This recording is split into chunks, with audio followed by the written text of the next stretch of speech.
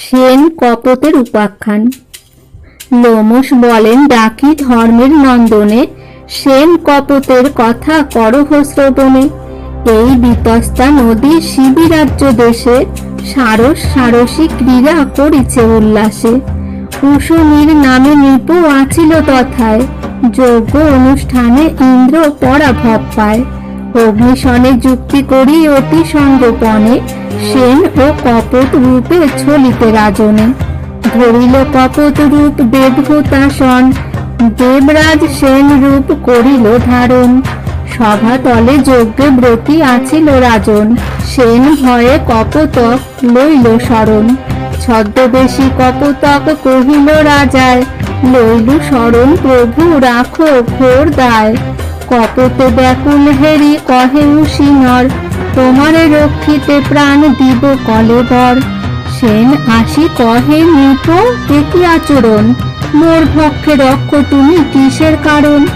রাজা বলে, পক্ষীরাজ কি করিব আমি, অনর্থক না বুঝিয়া নিন্দ মোরে তুমি।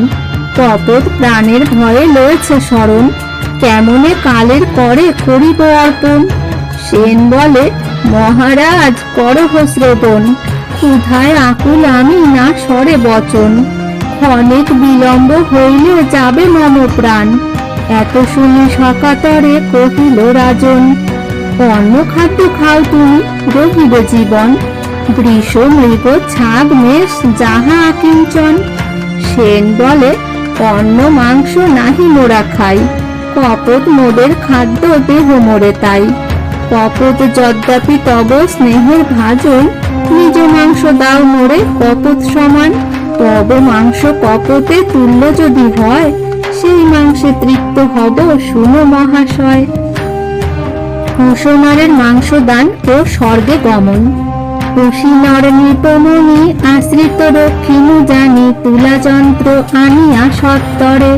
পুরুদেশ খণ্ড করি মাংস দেয় তুল্য করি, কপটের তুল্য করিবারে। দেয় মাংস রাশি রাশি, তবু হয় ভার বেশি, হুতাসন কপটের ভারে। ক্ষণকাল চিন্তা করি উশিনরে হরি সরি, তুলি বইসে নিজ তরা করে। হেরি হেন নৃপমতি সেন রূপী সুরপতি, কহিলেন শুনহ রাজন। সুরপতি মম নাম, রাজ্য করি সুরধাম, কপট বেশেতে হুতাসন। ধার্মিকতা দেখিবারে মোরা দোহে ছল করে, আসিয়াছি তোমার সদন। হেরি তব ধর্মনিষ্ঠ, হইলাম বড় তুষ্ট, কহি শুনো মোদের বচন। নরজ্বালা হইল নাশ, সশরীরে স্বর্গবাস, হইল তব শুনো নরপতি। ত্যাজিয়া সংসার মায়া, ধরিয়া দেবের কায়া, চলো চলো মোদের সংহতি। শূন্য হতে রথ আসে, চলিল অমর বাসে, যজ্ঞের প্রভাব উশিনর। অপ্সরী যোগিনী কত, দেবাদি কিন্নরে যত, পুষ্প বৃষ্টি করেন অমর।